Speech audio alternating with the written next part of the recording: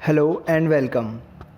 Computer fundamental के अंदर हमने कंप्यूटर हार्डवेयर से रिलेटेड सारे हार्डवेयर हमने पढ़ लिए थे, जिसमें हमने input device, output device, CPU, इन सब के बारे में डिस्कस कर लिया था। इसके बाद अब हमने टाइप्स ऑफ कंप्यूटर के बारे में भी डिस्कस कर लिया था। अब कंप्यूटर फंडामेंटल के अंदर लास्ट टॉपिक हमारा बचा है कंप्यूटर सॉफ्टवेयर। कंप्यूटर सॉफ्टवेयर एक कंप्यूटर सिस्टम जो होता है वो दो चीज़ों से मिलकर बनता है, सॉफ्टवेयर और हार्डवेयर से। हार्डवेयर जो होते हैं वो हमें बाहर से फिज़िकली दिखाई देते हैं, जिनको हम छू सकते हैं, वो हार्डवेयर होते हैं। और सॉफ्टवेयर जो कि जिनको हम देख तो सकते हैं लेकिन छू नहीं सकते हैं, वो सारे कंप्यूटर के जो पार्ट्स होते हैं वो सॉफ्टवेयर होते हैं। जैसे ऑपरेटिंग सिस्टम हो गया, जैसे हम कंप्यूटर स्टार्ट करते हैं तो ऑपरेटिंग सिस्टम जो भी हमारा होता है, जैसे विंडोज़ है तो विंडोज़ के थ्रू कंप्यूटर चालू होता है। विंडोज़ एक प्लेटफॉर्म प्रोवाइड कराता है कंप्यूटर को, जिसमें कि हम अलग अलग प्रोग्राम को रन करा पाते हैं, तो ये एक सॉफ्टवेयर है। तो इस तरीके से कंप्यूटर सॉफ्टवेयर के बारे में हम स्टडी करते हैं। अब कंप्यूटर सॉफ्टवेयर जो होता है, तो सॉफ्टवेयर किससे बनता है? सॉफ्टवेयर जो होता है वो बहुत सारे प्रोग्राम से मिलकर के बनता है, और प्रोग्राम जो होते हैं वो बहुत सारे इंस्ट्रक्शंस से मिलकर बनता है। मतलब एक से अधिक इंस्ट्रक्शन का जो कॉम्बिनेशन होता है उसको हम प्रोग्राम कहते हैं, क्योंकि एक प्रोग्राम के अंदर बहुत सारे इंस्ट्रक्शंस होते हैं। और ऐसे बहुत सारे प्रोग्राम मिलकर के, एक प्रोग्राम भी हो सकता है या एक से अधिक प्रोग्राम भी हो सकता है, उनको हम सॉफ्टवेयर कहते हैं। तो सॉफ्टवेयर जो है, इसको डेवलप करने के लिए हमको लैंग्वेज की ज़रूरत होती है। तो basically software group of program है। तो प्रोग्रामिंग लैंग्वेज जो होगी, मतलब जिस लैंग्वेज से हम प्रोग्रामिंग करते हैं वो प्रोग्रामिंग लैंग्वेज ही सॉफ्टवेयर की लैंग्वेज होगी, उसी से हम सॉफ्टवेयर को डेवलप करेंगे। तो जो प्रोग्रामिंग लैंग्वेज होती है उसको हम दो पार्ट में डिवाइड करते हैं यहाँ पर। किस किस में? एक तो हाई लेवल प्रोग्रामिंग लैंग्वेज और दूसरा low level programming language. High level programming language में आपकी जैसे सी लैंग्वेज हो गई, C++ हो गई, जावा, पाइथन, ये सारी हाई लेवल प्रोग्रामिंग लैंग्वेज में आती है। हाई लेवल प्रोग्रामिंग लैंग्वेज जो होती है वो यूज़र फ्रेंडली होती है। मतलब इसमें जो हम कमांड देते हैं प्रोग्रामिंग के लिए, जो हम प्रोग्रामिंग करते हैं उसमें जो इंस्ट्रक्शंस देते हैं वो यूज़र फ्रेंडली होते हैं, यानी कि यूज़र उनको समझ सके उस लैंग्वेज में होते हैं। लेकिन जो लो लेवल लैंग्वेज होती है आपकी, वो लो लेवल लैंग्वेज मशीन की भाषा में होती है। और जो मशीन यानी कि जो कंप्यूटर है वो 0 और 1 की भाषा समझता है। तो लो लेवल लैंग्वेज वो लैंग्वेज होती है जो हम 0 और 1 से प्रोग्राम बनाते हैं। तो लो लेवल लैंग्वेज के अंदर मशीन लैंग्वेज और असेंबली लैंग्वेज, दो लैंग्वेज आती है। सबसे पहले हम मशीन लैंग्वेज के बारे में बात करते हैं। मशीन लैंग्वेज वो लैंग्वेज है जिसको मशीन यानी कंप्यूटर समझता है। ये बाइनरी लैंग्वेज होती है। बाइनरी का मतलब होता है दो क्या क्या है? 0 और 1। तो ये 0 और 1 की भाषा होती है। लोवेस्ट लेवल लैंग्वेज होती है। इसको लोवेस्ट लेवल लैंग्वेज हम क्यों कह रहे हैं? लोवेस्ट लेवल लैंग्वेज हम इसलिए कह रहे हैं क्योंकि ये डायरेक्ट कंप्यूटर की ही लैंग्वेज है, इसको फर्दर कन्वर्जन की ज़रूरत नहीं होती है। ये फास्टेस्ट लैंग्वेज है क्योंकि जो लिखा है वो कंप्यूटर की भाषा में लिखा है, तो कंप्यूटर इसे जल्दी समझ लेता है। यहाँ पर कोई भी ऑपरेशन किसी भी लैंग्वेज में हम परफॉर्म करते हैं तो दो चीज़ें हमको चाहिए होती है। एक तो हमको चाहिए होता है ऑपरेशन कोड, जिसे ऑप कोड कहते हैं, और एक हमको चाहिए होता है ऑपरेंड। ऑपरेंड का मतलब होता है डेटा। ऑपरेशन कोड यहाँ पर 0 और 1 है, और डेटा जो भी हम डेटा इनपुट करेंगे, जो डेटा हमारा है उस पर जो रिक्वायर ऑपरेशन करने हैं, तो यहाँ पर ऑप कोड और ऑपरेंड की हेल्प से हम कोई भी ऑपरेशन को परफॉर्म करते हैं। अब हम जो लो लेवल लैंग्वेज है उसके एडवांटेज और डिसएडवांटेज देखते हैं। तो इसके एडवांटेजेस क्या क्या हैं? पहला तो है कि कंप्यूटर इसको सीधे समझ सकता है, इसलिए जल्दी एग्जीक्यूशन होता है। तो इसकी स्पीड जो होगी वो कैसी होगी? फास्ट स्पीड होगी। तो यहाँ पर स्पीड फास्ट होती है। इसी तरीके से डिसएडवांटेजेस की बात करें तो जो न्यूमेरिक कोड होते हैं, न्यूमेरिक कोड 0 1 से अलग अलग कोड बनते हैं अलग अलग इंस्ट्रक्शन के लिए, उनको याद रखना मुश्किल होता है। अब उनको याद रखना मुश्किल होता है तो जब हम प्रोग्रामिंग कर लेते हैं उसमें अगर हम एरर फाइंड आउट करें, उसमें ढूंढें कि एरर कहाँ है, तो वो ढूंढना मुश्किल हो जाता है। एरर ढूंढने को हम कहते हैं डिबगिंग। तो मशीन लैंग्वेज में डिबगिंग मुश्किल होती है। मशीन लैंग्वेज जो होती है ये मशीन डिपेंडेंट लैंग्वेज होती है, यानी कि जिस मशीन में आप प्रोग्राम कोड लिख रहे हैं उसी में वो प्रोग्राम कोड एग्जीक्यूट होंगे। उन प्रोग्राम कोड को हम दूसरी मशीन में एग्जीक्यूट नहीं कर सकते हैं। नेक्स्ट जो आपकी लो लेवल लैंग्वेज है वो है आपकी असेंबली लैंग्वेज। असेंबली लैंग्वेज में क्या होता है, इसमें जैसे वहाँ पर सीधे न्यूमेरिक कोड थे, यहाँ न्यूमेरिक कोड नहीं होते हैं, निमोनिक कोड होते हैं। निमोनिक कोड में जो न्यूमेरिक कोड थे उनमें हम कुछ अल्फ़ाबेट यूज़ में लेते हैं ताकि हम ईज़िली समझ सकें कि जो कोड है वो किस ऑपरेशन से रिलेटेड है। इसलिए जो निमोनिक कोड होते हैं इनको याद रखना आसान होता है। ठीक है। अब assembly language direct machine language नहीं है, इसलिए इसको मशीन लैंग्वेज में कन्वर्ट करना पड़ता है। तो मशीन लैंग्वेज में इसको कन्वर्ट करने के लिए हमको एक ट्रांसलेटर चाहिए। उस ट्रांसलेटर को हम क्या कहते हैं, असेंबलर। और मशीन लैंग्वेज की तुलना में इसमें डिबगिंग फास्ट होती है क्योंकि इसमें ऑपरेशन के कुछ हिंट्स के साथ कोड होते हैं, तो हम एरर ढूंढ सकते हैं। वैसे इसमें भी मुश्किल होता है ढूंढना, लेकिन मशीन लैंग्वेज की तुलना में थोड़ा सा फास्ट होता है। तो ये आपकी लो लेवल लैंग्वेजेस की बात हो गई। अब अगर हम हाई लेवल लैंग्वेजेस की बात करें तो हाई लेवल लैंग्वेजेस के अंदर क्या होता है, जैसा कि हम कह रहे हैं कि ऑपरेशन कोड जो होते हैं वो यूज़र फ्रेंडली होते हैं, यानी कि इंग्लिश स्टेटमेंट होते हैं। इंग्लिश में जो स्टेटमेंट होते हैं उस तरीके के स्टेटमेंट होते हैं जिनको हम और ज़्यादा इजीली याद रख सकते हैं। और इन स्टेटमेंट को सिंटैक्स या सेमेंटिक्स कहा जाता है। अब हाई लेवल लैंग्वेज में दो चीज़ें काम आती है, एक तो कंपाइलर और एक इंटरप्रेटर ट्रांसलेटर के लिए। जैसे हमारा असेंबलर हम ट्रांसलेटर के लिए काम में ले रहे थे असेंबली लैंग्वेज के लिए, यहाँ हाई लेवल लैंग्वेज में हम दो चीज़ें काम में लेते हैं, कंपाइलर और इंटरप्रेटर। कंपाइलर और इंटरप्रेटर जो होता है वो जो आपने जो कोड लिखे हैं जो प्रोग्रामिंग लैंग्वेज के अंदर, उनको मशीन लैंग्वेज में कन्वर्ट करते हैं कंपाइलर और इंटरप्रेटर। ये मशीन इंडिपेंडेंट लैंग्वेज होती है हाई लेवल लैंग्वेज जो होती है। मतलब आपने अगर एक बार प्रोग्राम बनाया है किसी एक मशीन पर तो आप उसको किसी भी मशीन पर एग्जीक्यूट कर सकते हैं। तो इस तरीके से मशीन इंडिपेंडेंट लैंग्वेज होती है। यहाँ पर जो ट्रांसलेटर हम यूज़ में ले रहे हैं कंपाइलर और इंटरप्रेटर, इनमें अगर हम डिफरेंस देखें तो कंपाइलर जो होता है ये पूरे प्रोग्राम को एक बार में एग्जीक्यूट कर देता है। इंटरप्रेटर जो होता है वो लाइन बाय लाइन एग्जीक्यूट करता है। तो ये एक बार में एग्जीक्यूट कर देता है तो इसकी स्पीड फास्ट होती है। ये लाइन बाय लाइन एग्जीक्यूट करता है इंटरप्रेटर, तो इसकी स्पीड स्लो होती है। अब कंपाइलर जो है वो पूरे प्रोग्राम को एक ही बार में एग्जीक्यूट करता है तो डिबगिंग स्लो होती है, एरर ढूंढना स्लो होता है इसमें। जबकि इंटरप्रेटर जो है ये लाइन बाय लाइन एग्जीक्यूट करता है, तो जिस लाइन में एरर आती है वहाँ से हम डिबगिंग कर सकते हैं, वहाँ से एरर हम फाइंड आउट कर सकते हैं। तो यहाँ पर डिबगिंग फास्ट होती है इंटरप्रेटर में।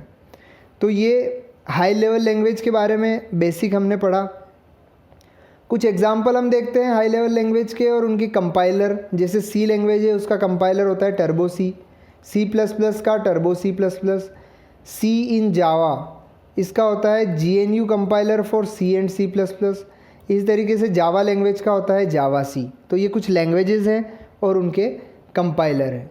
अब हम हाई लेवल लैंग्वेज के कुछ एग्जाम्पल्स देखते हैं जो हमने पहले भी पढ़े हैं। जैसे फोर्ट्रान, ये 1957 में डेवलप हुई थी ये लैंग्वेज, ठीक है, सेकेंड जनरेशन में डेवलप हुई थी। ये जो लैंग्वेज है फोर्ट्रान, इसका फुल फॉर्म होता है फॉर्मूला ट्रांसलेशन। ये जो लैंग्वेज है साइंटिफिक कार्यों में काम आती है, वैज्ञानिक कार्यों में ये काम आती है। और ये सबसे पहली हाई लेवल लैंग्वेज है, फर्स्ट हाई लेवल लैंग्वेज है फोर्ट्रॉन। दूसरा एग्जांपल है कोबोल। कोबोल होता है कॉमन बिजनेस ओरिएंटेड लैंग्वेज। ये 1959 में डेवलप हुई और ये पहली बिजनेस लैंग्वेज है कोबोल। इसके बाद नेक्स्ट एग्जांपल आपका आता है बेसिक। तो जो बेसिक है उसका फुल फॉर्म होता है अपना beginners all purpose symbolic instruction code. Beginners all purpose symbolic instruction code, ये 1964 में डेवलप हुई। और बेसिक जो लैंग्वेज है ये बेसिक कार्यों के लिए काम में लिए जाने वाली फर्स्ट लैंग्वेज है, ठीक है। इसी तरीके से एक एग्जांपल आपका होता है पास्कल का। पास्कल लैंग्वेज 1970 में डेवलप हुई। इसके अलावा C plus plus, Java, Visual Basic, .NET, Python, R, Perl, practical, extraction, reporting language, ये सारे हाई लेवल लैंग्वेज के एग्जाम्पल हैं। अब हम टाइप्स ऑफ सॉफ्टवेयर की बात करें कि कितने टाइप के सॉफ्टवेयर होते हैं, तो यहाँ पर हम सॉफ्टवेयर को 3 टाइप्स में क्लासिफाई कर सकते हैं, जो कि हैं सिस्टम सॉफ्टवेयर, एप्लीकेशन सॉफ्टवेयर और यूटिलिटी सॉफ्टवेयर। ऐसे सॉफ्टवेयर जो सिस्टम के लिए काम करते हैं वो सिस्टम सॉफ्टवेयर हो गए, जैसे ऑपरेटिंग सिस्टम। ऐसे सॉफ्टवेयर जो यूज़र के लिए काम करते हैं वो एप्लीकेशन सॉफ्टवेयर हो गए, जैसे एमएस ऑफिस हो गया, है ना, MS एक्सेल, पावर पॉइंट, ये सब यूज़र के लिए काम करते हैं तो एप्लीकेशन सॉफ्टवेयर हो गए। और यूटिलिटी सॉफ्टवेयर जो कि मेंटेनेंस के लिए काम आते हैं, जैसे एंटीवायरस हो गया, तो यूटिलिटी सॉफ्टवेयर है। तो एक एक को हम थोड़ा सा डिटेल में एक्सप्लेन करते हैं।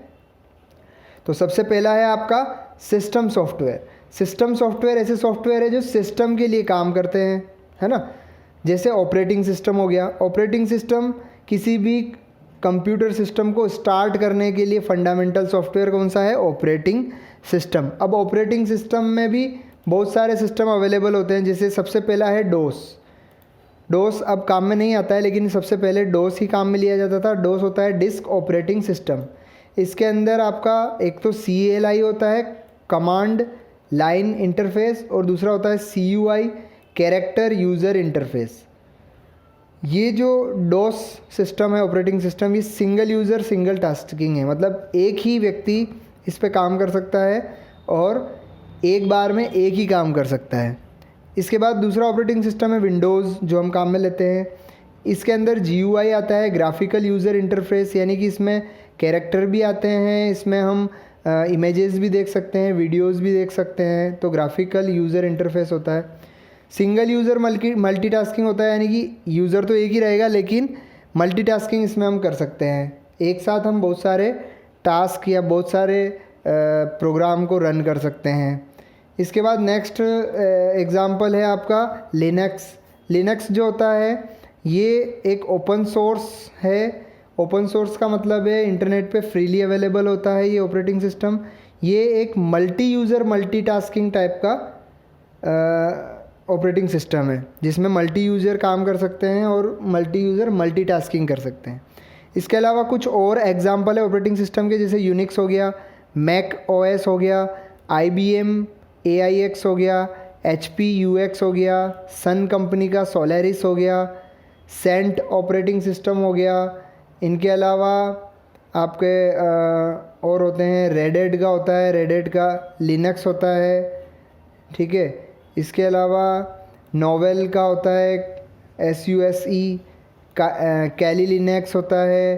तो इस तरीके से एंड्रॉयड, iOS, एप्पल का, ये सारे आपके ऑपरेटिंग सिस्टम के एग्जाम्पल हैं। इनके अलावा जो आपके ऑपरेटिंग सिस्टम के अलावा आपके जो और जो सिस्टम सॉफ्टवेयर हैं उनके एग्जाम्पल अगर हम देखें तो ट्रांसलेटर प्रोग्राम सॉफ्टवेयर जो होते हैं ये भी सिस्टम सॉफ्टवेयर के एग्जाम्पल होते हैं। ट्रांसलेटर प्रोग्राम सॉफ्टवेयर यानी कि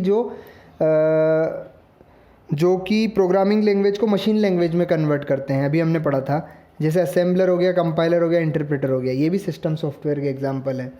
इसी तरीके से लोडर, ये भी एक सिस्टम सॉफ्टवेयर है। लोडर क्या करता है, ये किसी भी प्रोग्राम को जब हम रन करते हैं तो प्रोग्राम को रन करने के लिए उसको रैम में लोड करना पड़ता है, तब जाके वो रन होता है। तो लोडर जो होता है वो उस प्रोग्राम को रैंडम एक्सेस मेमोरी में लोड करता है।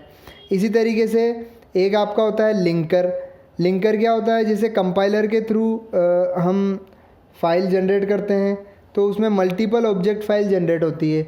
अब वो अलग अलग फाइल्स होती है, उन फाइल्स को लिंकर क्या करता है, लिंक करके और एग्जीक्यूटेबल फाइल बनाता है, .exe फॉर्मेट में लाता है जो कि एग्जीक्यूट हो जाता है। इसके अलावा जो भी डिवाइसेस हम काम में लेते हैं जैसे प्रिंटर, स्कैनर वगैरह, उनके जो ड्राइवर होते हैं वो भी सिस्टम सॉफ्टवेयर होते हैं, प्रिंटर ड्राइवर, स्कैनर ड्राइवर, ठीक है। इसके बाद दूसरा टाइप जो हमारा था एप्लीकेशन सॉफ्टवेयर। तो ऐसे सॉफ्टवेयर जो यूज़र के लिए काम करते हैं वो एप्लीकेशन सॉफ्टवेयर होते हैं, जैसे एमएस ऑफिस हो गया, इसमें MS Word, Excel, PowerPoint, Outlook, Access, ये सब आते हैं। जैसे डीटीपी हो गया, डीटीपी क्या होता है, डेस्कटॉप पब्लिशिंग। डेस्कटॉप पब्लिशिंग के जो सॉफ्टवेयर होते हैं वो सारे एप्लीकेशन सॉफ्टवेयर में आते हैं। जैसे इसमें क्या क्या आता है आपका, जैसे इसमें पेज मेकर हो गया, कोरल हो गया, फ़ोटोशॉप हो गया, ये सारे यूज़र के लिए काम करते हैं। तो ये सब आपके कौन से सॉफ्टवेयर हैं, एप्लीकेशन सॉफ्टवेयर हैं। इसके अलावा टेली हो गया, डीबीएमएस से रिलेटेड सॉफ्टवेयर हो गए, डेटाबेस मैनेजमेंट से रिलेटेड सॉफ्टवेयर जैसे ओरेकल हो गया, माई एसक्यूएल हो गया, एमएस एक्सेस हो गया, मोंगो डेटाबेस हो गया, है ना, पीएचपी माई एडमिन हो गया, ये सारे डीबीएमएस के सॉफ्टवेयर हैं। तो ये सारे भी एप्लीकेशन सॉफ्टवेयर है। कंप्यूटर में जितने भी गेम्स हम खेलते हैं, ऑडियो वीडियो प्लेयर जो होते हैं, वेब ब्राउज़र जो भी हम यूज़ में लेते हैं, सारे आपके एप्लीकेशन सॉफ्टवेयर होते हैं। ये सारे वेब ब्राउज़र के एग्जांपल है हमारे www, एयरवाइज, मोजेक, है ना, क्रोम, एपिक जो है भारत का ब्राउज़र है, एयरवाइज जो है फर्स्ट GUI बेस्ड ब्राउज़र है, मोजेक फर्स्ट पॉपुलर ब्राउज़र है। तो ये सारे ब्राउज़र, वेब ब्राउज़र जितने भी हैं, ये सब आपके सिस्टम, ये आपके एप्लीकेशन सॉफ्टवेयर है। तीसरा जो होता है वो आपका यूटिलिटी सॉफ्टवेयर होता है। यूटिलिटी सॉफ्टवेयर ऐसे सॉफ्टवेयर होते हैं जो मेंटेनेंस का काम करते हैं, कंप्यूटर को मेंटेन करने का काम करते हैं। तो मेंटेनेंस में आपके जैसे एंटीवायरस हो गया। एंटीवायरस आपके कंप्यूटर को अपडेट रखता है, कोई वायरस होता है तो उसको डिलीट कर देता है। तो एंटीवायरस सॉफ्टवेयर मेंटेनेंस का काम करता है। ये सारे एंटीवायरस सॉफ्टवेयर के एग्जांपल यहाँ हमने लिखे हैं, eScan, McAfee, Norton, Quick Heal, Avast, है ना, ये सारे इसके एग्जांपल हैं। इसके अलावा जो यूटिलिटी सॉफ्टवेयर हैं उसमें डिस्क स्कैन, डिस्क फ्रेगमेंटर, ये सारे यूटिलिटी सॉफ्टवेयर। जैसे वायरस है, वायरस भी एक तरीके का यूटिलिटी सॉफ्टवेयर, ये भी एक कंप्यूटर प्रोग्राम होता है जो कि कंप्यूटर को क्रैश कराने के लिए काम आता है। इसका फुल फॉर्म होता है vital information resources under seize, computer को सीज कर देता है। ठीक है, कंप्यूटर सिस्टम में स्टोर डेटा और कंप्यूटर रिसोर्सेज को ये नुकसान पहुंचाता है वायरस। तो ये भी एक प्रकार का सॉफ्टवेयर है या कंप्यूटर प्रोग्राम है। तो ये सारे आपके जो है टाइप्स ऑफ सॉफ्टवेयर हो गए। तो यहाँ पर हमने 3 टाइप के सॉफ्टवेयर, एप्लीकेशन सॉफ्टवेयर, आपका सिस्टम सॉफ्टवेयर और यूटिलिटी सॉफ्टवेयर पढ़े। इसके अलावा अपन ने इसमें आपके जो लैंग्वेजेस थी, high level language, low level language, इनके बारे में डिस्कस किया। तो इस तरीके से आपका ये सॉफ्टवेयर, कंप्यूटर सॉफ्टवेयर का जो टॉपिक था ये कंप्लीट हो गया। तो इसके साथ ही आपका कंप्यूटर फंडामेंटल का पूरा पोर्शन कंप्लीट हो गया है। Thank you.